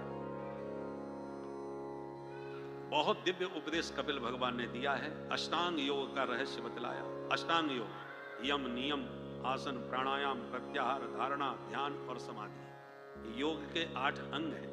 जो कपिल भगवान ने माता देवहूति को बताए। भक्ति योग बतलाया, भक्तों के भेद बतलाए, 8 अध्यायों में उपदेश है। जैसे सुनकर के देवहूति माँ आनंदमग्न होकर के भगवान के ध्यान में डूब गई और कहा, मैंने तो एक ही सार निकाला उपदेश का, क्या? अहो बतस्वपचो तो करिया यज्हुवाग्रे वर्तते नाम तुभ्यम। भगवान का पवित्र नाम जिसकी वाणी पर है, भगवान का नाम संकीर्तन जो प्रतिदिन करता है, उसने सारी तपस्या कर ली, उसने तमाम यज्ञ कर लिए, उसने सारे तीर्थों में स्नान कर लिया, क्योंकि कलयुग में हरि नाम ही सर्वोपरि है। हरेर नामैव केवलम, और कुछ नहीं कर सकते हम, पर भगवान के नाम जपने में कोई परेशानी नहीं। भले ही 5 मिनट नियम से जपो, 15 मिनट, 20 मिनट, जितना समय मिले, नियम बना करके जो नाम भगवान का प्रिय लगता हो, या तो सदगुरु से मिला हो तो कहना ही क्या है, ना मिला हो तो नाम तो भगवान के हजारों हैं, गोपाल सहस्त्रनाम, विष्णु सहस्त्रनाम, हजारों नाम है। जो नाम आपको प्रिय लगता हो उसी नाम का प्रतिदिन संकीर्तन नियम पूर्वक करना प्रारंभ कर दो। आपके जीवन के जितने कलमश हैं अपने आप साफ हो जाएंगे। चित्त जितना शुद्ध होगा उतना ही उसमें सत्व का प्रवेश होगा, सत्व गुण की वृद्धि होगी। देखो भाई, बच्चे को स्कूल जाने का मन नहीं होता, उसको पुचकार के समझा के भेजना पड़ता है, कभी डांटना भी पड़ता है, परंतु धीरे धीरे जब उसको शिक्षा समझ में आने लगती है तो अपने आप ही अपना बैग लेके तैयार होकर भागने लगता है। संगीत में सीखने जाओ तो सारे गामा में मूड ही नहीं लगता कि कौन इसको गाता रहे, बढ़िया भजन सिखा दो। पर जिस दिन सरगम समझ में आने लग जाएगी उस दिन सरगम के अलावा कुछ अच्छा ही नहीं लगेगा, और उसमें गति होने में बहुत समय लगता है। एक एक स्वर को साधने में बहुत समय लग जाता है, पर स्वर समझ में आ जाए तो आपको स्वर में ही ईश्वर का दर्शन होने लग जाएगा। हर चीज में समय लगता है। ऐसी नियम से जब नाम जप करोगे तो पहले मन नहीं लगेगा कि राम राम जपने से क्या होगा, सब लोग यही करते हैं, यही कहते हैं। पर जब नियम से आप करना चालू करोगे तो नाम की शक्ति आपके चित्त को शुद्ध करेगी, और ज्यों ज्यों चित्त आपका शुद्ध होता चला जाएगा त्यों त्यों उसमें भगवान का प्रेम प्रकट होता चला जाएगा। देखो, गंदा पानी हो तो चेहरा नहीं दिखता, और पानी की धूल मिट्टी जब दम जाती है और निर्मल जल हो जाता है तो आपको अपना चेहरा स्पष्ट दिखाई पड़ने लगेगा जल में। उसी प्रकार चित्त की शुद्धि नाम जप से ही होगी। इसलिए खूब भगवान के नाम का जप नियम पूर्वक करो। पहले 5 मिनट ही करो, ज्यादा नहीं, फिर 10 मिनट करो, धीरे धीरे समय को बढ़ाओ। नाम ही आपके सारे काम बना देगा। बोल भक्त वत्सल भगवान की जय। और नियम पक्का होना चाहिए। ये नहीं आज जप लिया, अरे आज तो भला ना काम था, बहाने मन बहुत ढूंढता है, ये बहानेबाजी नहीं। जो नियम ले लिया वो नियम पक्का होना चाहिए कि भले ही रात के 2 बजे लौट के आए, पर 5 मिनट में कितनी देर लगती है भाई? 5 मिनट बैठ करके बस एक बार भजन कर लो, बस घड़ी से, फिर सो जाओ आराम से। सोते समय यदि नाम जप करके सोओगे तो रात भर वही नाम आपके चित्त में चलता रहेगा। जो कोई गीत भजन आप गुनगुना के सो जाओ, सवेरे जगोगे तो वही गुनगुनाना चालू कर दो, चित्त में वो बैठ जाता है। तो 5 मिनट भी यदि भजन करके सोए तो रात भर वो भजन आपके चित्त में चलेगा और रात भर भजन करने का फल आपको मिलेगा। इसलिए नियम पक्का होना चाहिए। कह करके माता देवहूति का शरीर जल में परिणत हो गया और एक नदी के रूप में प्रवाहित होने लगा। कपिल भगवान सागर के तट पर गए और आज भी गंगा सागर में कपिल भगवान विराजमान हैं। बोलो कपिल भगवान की जय। अब मनु शत्रुपा की जो 3 बेटियां थी उनमें मझली बेटी की कथा सुनी, और बड़ी बेटी जो थी देवहूति आकुति, उनका विवाह रुचि प्रजापति से हुआ, जिनके घर यज्ञ भगवान हुए। तीसरी सबसे छोटी बेटी प्रसूति, जिनका विवाह दक्ष प्रजापति से हुआ, और उनके 16 बेटियां हुई। 16 बेटियों में एक सती हैं जिनका विवाह महादेव शंकर से हुआ, और सबके संतान हुई, सती के कोई संतान नहीं हो सकी। क्यों नहीं हुई महाराज? तब सती का चरित्र सुनाया कि जब ब्रह्मा जी ने अपने बेटा दक्ष को प्रजापति बनाया तो पद पर पहुंच करके दक्ष को बड़ा मद हो गया। एक बार उनके स्वागत समारोह में सभी लोग उपस्थित हो गए, दक्ष के आने पर सब खड़े हुए, और ब्रह्मा विष्णु महेश तीनों बैठे रहे। तो ब्रह्मा जी तो पिताजी हैं, कोई बात नहीं, नारायण हमारे दादाजी हैं, इनकी भी कोई बात नहीं, पर शंकर कैसे बैठे रहे? ये तो मेरा दामाद है, मैंने अपनी बेटी इसको ब्याही है। बस इसी बात पर मूड खराब हो गया और दक्ष ने भगवान शंकर को खूब गालियां दी। मेरी मृगलोचनी बेटी, मैंने इस बंदर जैसे शंकर जिसका बंदर जैसी आंखों का इसका मुंह है, इसको मैंने ब्याह दी। गृहीत्वा मृग सावाक्षा पाणी मरकट लोचना। तो नंदीश्वर का मूड खराब हो गया। भोलेनाथ आप इसको जवाब क्यों नहीं देते, ये क्या उल्टा सीधा बोल रहा है? भोलेनाथ ने कहा कोई बात नहीं, हमारे ससुर साहब है और बेटा ससुराल की गाली सबको सुननी पड़ती है, हम भी सुन रहे हैं, तुम भी सुन लो थोड़ा। तो बेचारे नंदीश्वर शांत रह गए। अब आप किसी को गाली दो क्रोध में और सुनने वाला शांति से सुने तो और ज्यादा मूड खराब होता है, तो कोई फर्क ही नहीं पड़ता इस पर। गाली देते देते अंत में दक्ष ने शाप दे दिया, मैं शंकर को शाप देता हूं आज के बाद किसी भी यज्ञ में इसको कोई भाग न दिया जाए। जब शाप दिया तो नंदीश्वर का पारा गर्म हो गया, उठ के एकदम तिलमिला के खड़े हो गए, हे प्रजापति, पद के मद में महादेव की महिमा भूल गए, मैं भी तुम्हें शाप देता हूं, जब से आयो बड़बड़ाते जा रहे हो, तुमको बकरे का मुंह लग जाए। तो दक्ष के पक्ष में भृगु जी उठ गए और भृगु जी बोले, हे नंदीश्वर, ससुर दमाद के झगड़े में तू क्यों बोला? मैं भी शाप देता हूं शिव जी के गण पाखंडी हो जाएं। तो शिव जी के गण सब उग्र हो गए, हे बुढ़े बाबा, हमको पाखंडी बताता है, हम भी शाप देते हैं तेरे जैसे चाटुकार ब्राह्मण भिकमंगा हो जाएं, सर्वभक्षी हो जाएं। भोलेनाथ ने देखा ये स्वागत समारोह है या शाप समारोह है, सब एक दूसरे पर बरस रहे हमारे कारण, तो चलो हम ही यहां से चले जाते हैं। महादेव खड़े हो गए और अपने गणों को साथ में लेके कैलाश को प्रस्थान कर गए। बोल शंकर भगवान की। पर दक्ष का क्रोध शांत नहीं हुआ। हरिद्वार में गंगा किनारे जाकर के इसने बहुत विशाल यज्ञ किया और सारे संसार के देवी देवता बुलवाए, पर महादेव को निमंत्रण नहीं दिया। जब ये पता सती को चला तो महादेव से कहा, महाराज ये सारे देवता आपकी ससुराल में जा रहे हैं, तो आप नहीं चलोगे क्या? भोलेनाथ ने कहा, कोई निमंत्रण आया था क्या? सती जी ने कहा, भेजा तो जरूर होगा, पर कभी कभी टांक मिस हो जाती है। भोलेनाथ ने कहा, हमको पता है, कोई निमंत्रण नहीं दिया। अरे आपको कैसे पता? तो वो घटना सुना दी। सती जी ने कहा, अच्छा तो ससुर दमाद में खटपट चल रही है और हमें पता ही नहीं। वैसे गलती तो आपकी थी, सब खड़े हो रहे थे, आप भी हो जाते, क्या बिगड़ जाता आपका? पर कोई बात नहीं, जो हुआ सो हुआ। संबंधियों में थोड़ी बहुत नोक झोंक चलती रहती है। पर आप चलिए भोलेनाथ, मैं पिताजी को समझा दूंगी, वो आपसे माफी मांग लेंगे, बात खत्म करो। भोलेनाथ ने कहा, सुनो देवी, हम तो नहीं जाएंगे, क्योंकि उनके स्वागत समारोह में गए तो वहां साप समारोह हो गया, और यज्ञ समारोह में जाने पर कहीं युद्ध समारोह ना हो जाए, इसलिए हमारा वहां न जाना ही उचित होगा। तो मैं चली जाती हूं। भोलेनाथ ने कहा, उचित तो नहीं है, बाकी तुम्हें जो अच्छा लगे सो करो। और भोले बाबा ने तो आंख बंद कर ली। सती जी ने कहा, ठीक है, तो मैं ही चली जाती हूं। जब जाने लगी तो भोले बाबा ने कुछ रुद्रगण भेज दिए। बोलो सती महारानी की। जैसे ही रुद्रगण सती को लेके पहुंचे, किसी ने भी सती जी का स्वागत नहीं किया, किसी ने राम राम तक नहीं करी। सच्चे मन से मिली तो केवल उनकी माता जी, जहां बेटी को देखा तो दौड़ करके पुत्री को हृदय से लगा लिया।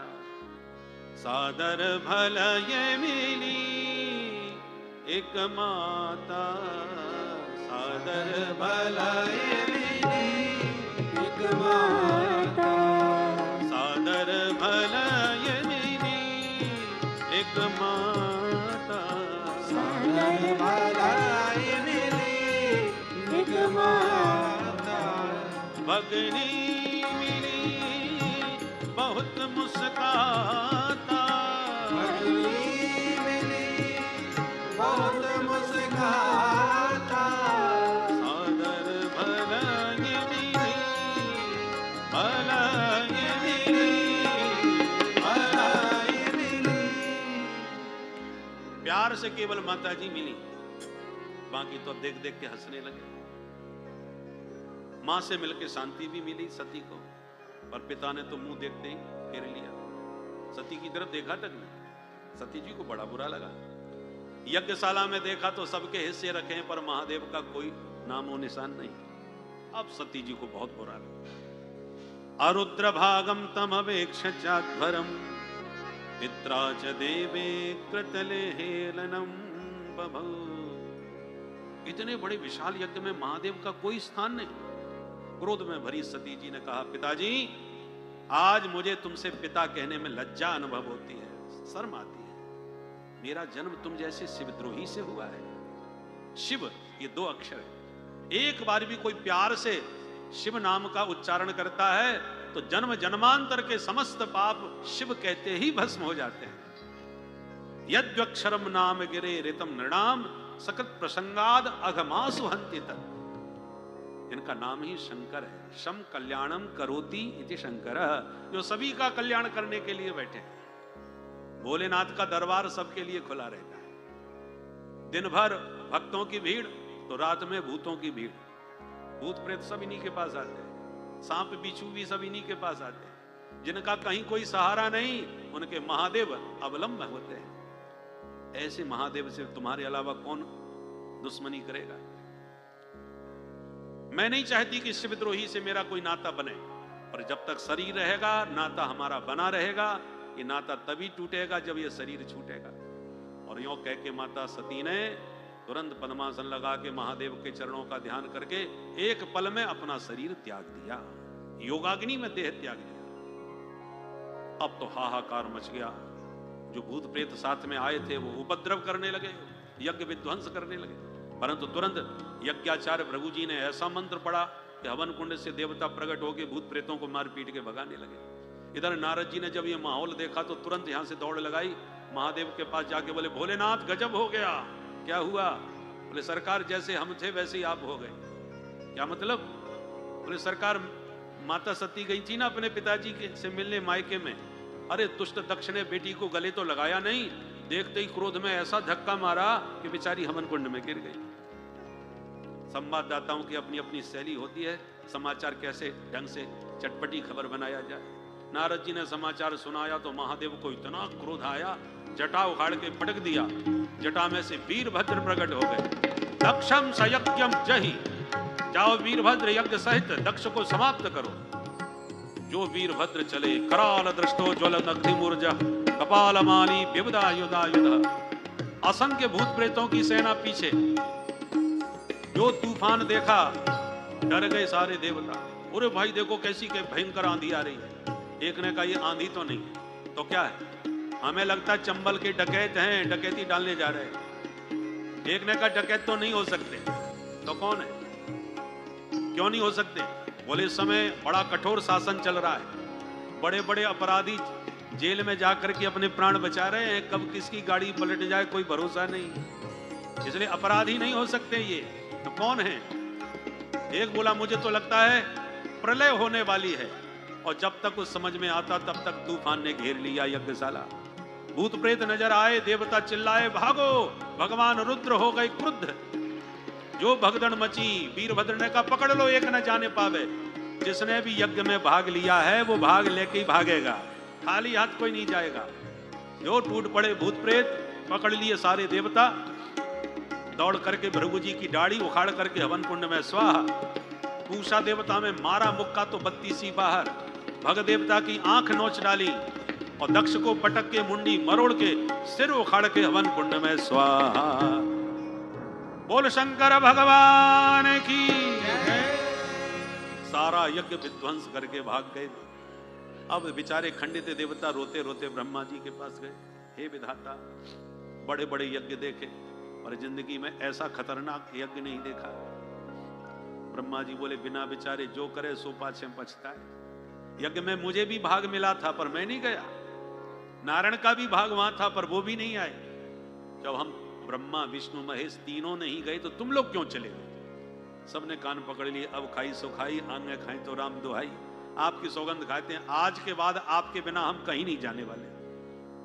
ब्रह्मा जी ने कहा तो जाओ भोलेनाथ से माफी मांग के आओ। बोले ना ना, वहां बिल्कुल नहीं जा सकते, आप चलोगे तो चले चलेंगे।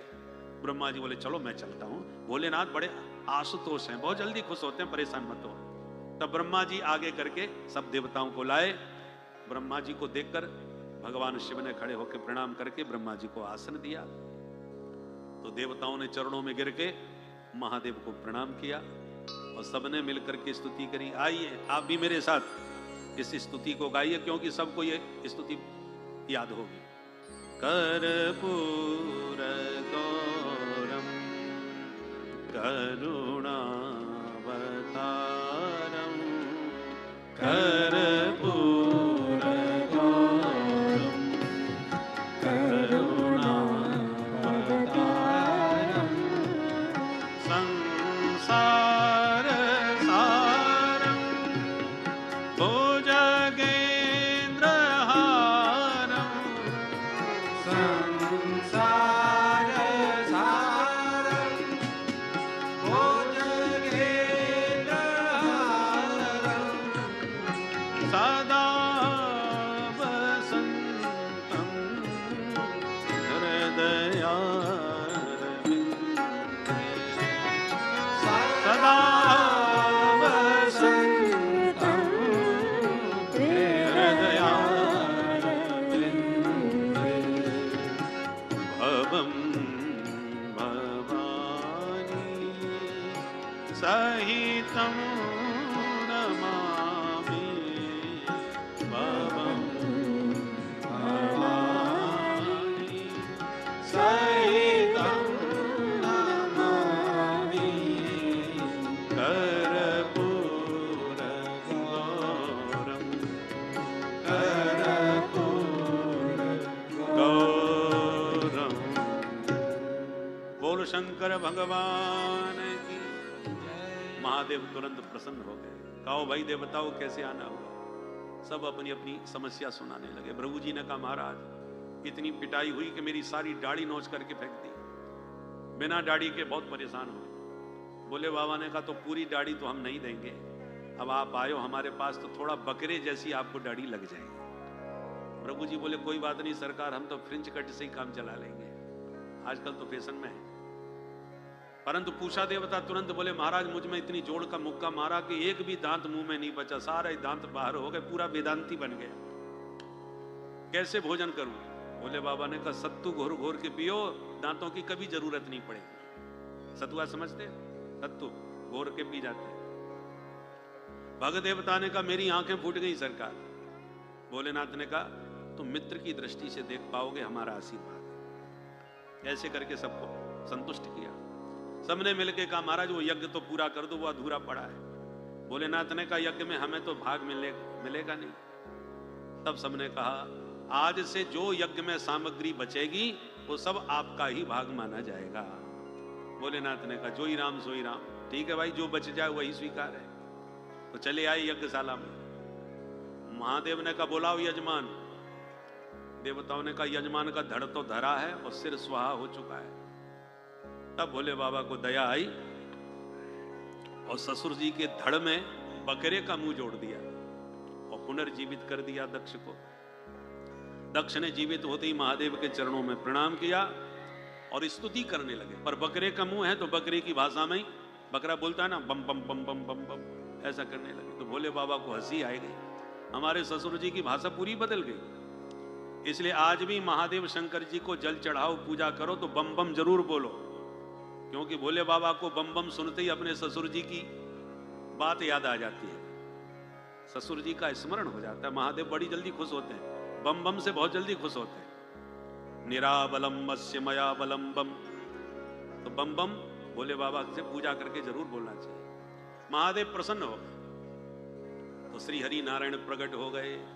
सारे देवताओं ने नारायण की वंदना करी। भगवान ने सबको समझाते हुए सावधान कहा अहम ब्रह्माश्च, मैं ब्रह्मा और शंकर, हम कहने में अलग अलग हैं पर तत्वतः एक है। शिवस्य हृदयं विष्णो, विष्णोस्य हृदयं शिवः, ईशदप्यन्तरं कृत्वा रौरवं नरकं भजे। हरि और हर में जो भेद करते हैं वो रौरव नरक के गामी होते हैं, क्योंकि शिव जी के हृदय में नारायण और नारायण के हृदय में शिव जी विराजते हैं। अच्छा एक प्रश्न है, बस इसी के साथ वाणी को विराम देंगे। शिव जी संहारक देवता है, सृष्टि को समाप्त करने वाले, और संहारक देव होने के नाते ये तम प्रधान है। 3 गुण हैं, सत्व रज तम, तमोगुण। तमोगुण का रंग है काला तो शिव जी तमोगुण प्रधान है तो सांवले होने चाहिए, और भगवान नारायण पालन करता है इसलिए सत्व प्रधान है, सतोगुण का रंग सफेद होता है, तो भगवान नारायण को गौर वर्ण होना चाहिए। पर मामला उल्टा है, जिनको नारायण को गोरा होना चाहिए वो सांवले हैं। नील सरोरोह नीलमणि नील नीरधर श्याम नीलाम्बुजस्या मल कोमल अंगम। चाहे राम जी के रूप में आए तो सांवले, कन्हैया बन के आए तो सांवले, और नारायण स्वयं सांवले। तो जिनको गोरा होना चाहिए वो सांवले हैं, और शिव जी को सांवला होना चाहिए क्योंकि तमोगुण प्रधान है, पर वे हैं गोरे। कितने? कर्पूर गौरम, कपूर की तरह गोरे हैं, देख लो।